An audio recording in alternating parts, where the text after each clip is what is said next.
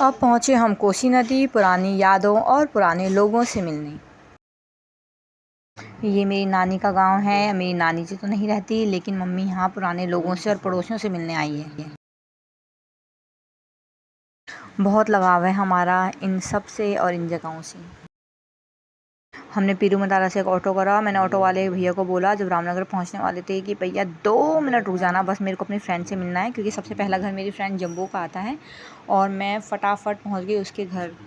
मैंने ऑटो रुकवाया उसके गेट के आगे और मैंने ज़ोर ज़ोर से उसका गेट खटखटाया, जम्बू जम्बू जम्बू। और मॉर्निंग का टाइम था, वो सब सो रखे थे और उसने उम्मीद भी नहीं करी होगी कि फरीदाबाद से मैं आ जाऊंगी। उसने कहा कौन? उसने देखा तो वो सरप्राइज़ हो गई। मैं बिल्कुल खड़े खड़े 2 मिनट उससे मिली। मैंने कहा मैं अब तेरी मम्मी के घर जा रही हूँ, रामनगर जा रही हूँ। फिर हमने उसका थोड़ा पार्लर देखा, घूमे, बहुत खुशी हुई। उसने बहुत अच्छा बना रखा है और काफ़ी डेवलप उन्नति कर रखी है, वो भी सिर्फ अपने बलबूते पे।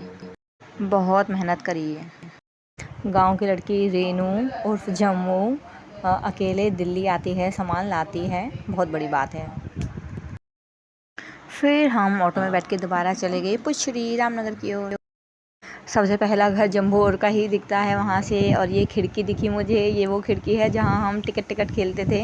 हम कहते थे हमें फरीदाबाद की टिकट दो। अब अंकल जी नहीं रहे। अंकल जी होते तो हमें देख के बहुत खुश होते। जब हम आते थे अंकल जी हमारा बहुत हाल चाल पूछते थे, प्यार करते थे। अंकल जी ने मुझे एक गाना सिखाया था, उसके बोल थे, मेरी सुन ले दीन दयाल, मुझको कर दे माला माल, मेरी लाटरी निकाल, मुरली वाले नंदलाल। सबसे पहली मुलाकात मेरी फ्रेंड जम्बू की मम्मी से ही हुई। ओ माय गॉड, अभी भी वही प्यार, वही इंतज़ार। और आते हुए जाते हुए कि नहीं खाना खा के जाना, चाय पी के जाना। टाइम नहीं था बिल्कुल भी बैठने का, बस हर घर में 5 या 10 मिनट हम बैठे और चल दिए। फिर हम चाबी ला ही रखे थे, मौसी ने अपने घर का दरवाज़ा खोला। फिर हम ताला खोल के हम सब ने अंदर एंट्री करा। वैसे तो मेरी मौसी यहाँ आते रहते हैं टाइम टू टाइम, जब कोई नहीं रहता तब यहाँ बंद रहता है। रेनू और के जम्बू और के बगल वाले ही हमारा घर है। ये मेरे नाना नानी जी की तस्वीर है। ये अंदर के कमरे हैं। राधिका मौसी ने बहुत सफाई भी कर रखी है। ये अंदर कुछ पुराने बर्तन, पुरानी यादें बोलिए चाहे।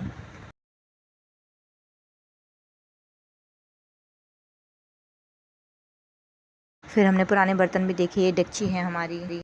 ये वो घड़े हैं, शायद मौसी या नानी जी इसमें पानी लाते होंगे कोसी नदी से। हाँ, इसमें शायद हम लाते होंगे छोटी सी केतली में पानी। ये दूध की बाल्टी का ढक्कन देख के मुझे याद आ गया कि नाना जी कितनी अच्छी दही जमाते थे। मुझे नाना जी के हाथ की दही जमाई बहुत अच्छी लगती थी, क्योंकि उसमें मलाई और बहुत अच्छा दूध होता था। रेखा दीदी को मलाई वाली अच्छी नहीं लगती थी। ये लैंप अब कहाँ देखने को मिलते हैं, शीशा भी सुरक्षित है। हमने घर की पुरानी यादों को निहारा और बस अब चल दिए अब दूसरे लोगों से मिलने।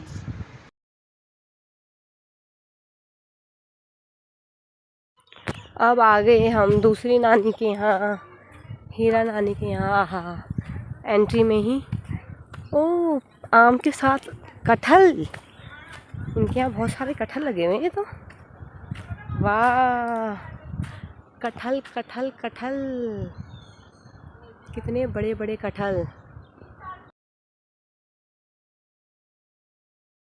हम पहुँचे नंदू मामा के घर। नंदू मामा के घर बड़े बड़े कटहल, आम देखे हमने और बहुत सारी बागवानी भी करी हुई थी।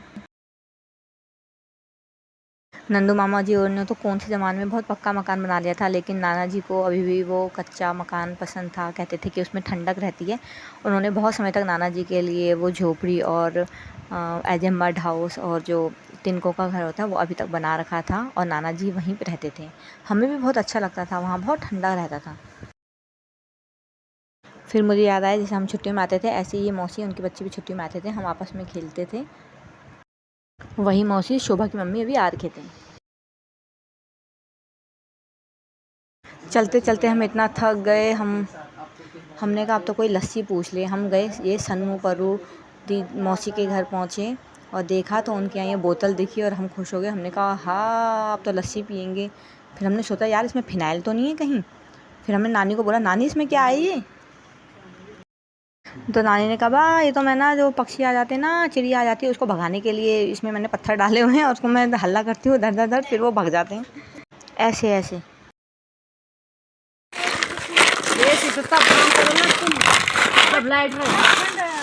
हमें अपने आप पे इतनी हंसी आई कि हमारा मोई मोई हो गया।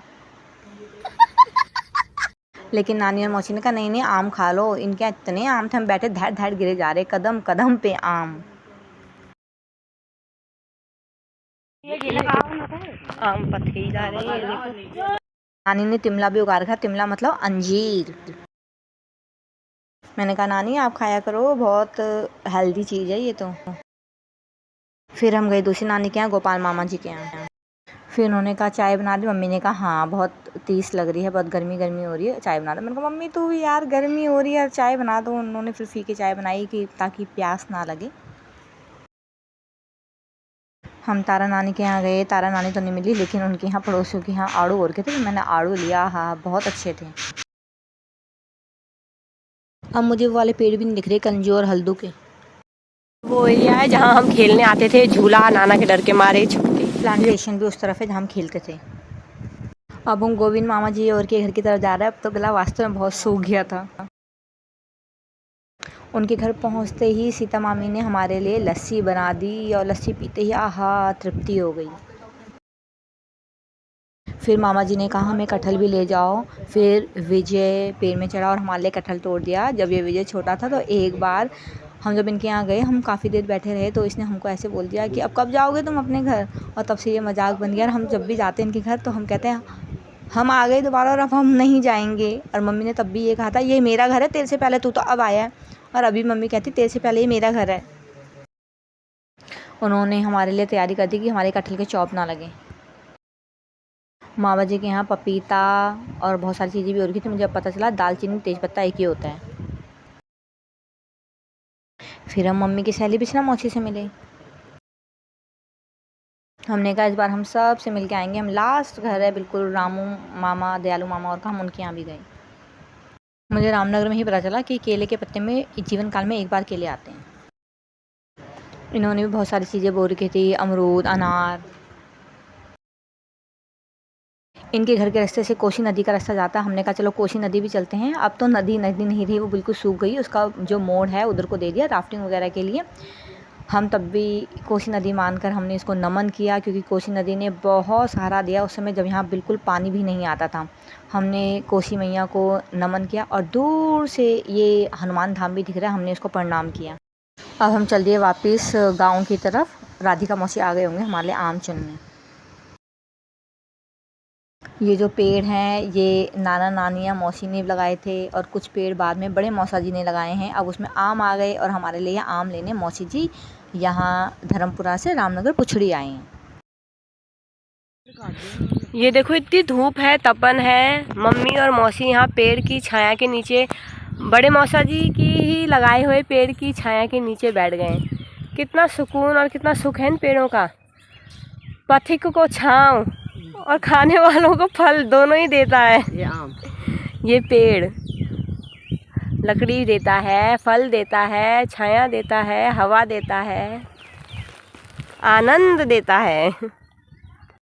ये सारे पेड़ बड़े मौसा जी ने लगाए हुए हैं, उनके लगाए आम के पेड़ हैं। और इसमें तो बहुत सारे आम भी आ रखे हैं। ये पुराना नहीं, ये वाला नानी का है। पर ये तार भी जा रही है यहाँ से और करंट आ रहा है लेकिन इस पेड़ में। और ये सारे जो आम के पेड़ जो दिख रहे हैं सारे बड़े मौसा जी ने लगा रखे हैं। 2-5 पेड़। ये नानी का घर, ये इधर झोपड़ी थी पहले, ये पक्का मकान बना दिया। और ये हैं ये आपके लगाए पेड़।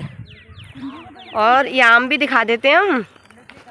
ये देखो मम्मी पहुंच गई आम के पेड़ों के पास। और ये देखो बहुत सारे आम लगे हुए। ये तो हाथ में जो दिख रहे पहुंच रहे ना, मज़ा आ रहा है देखते ही। ये देखो, काश मैं खुशबू भी भेज सकती। खुशबू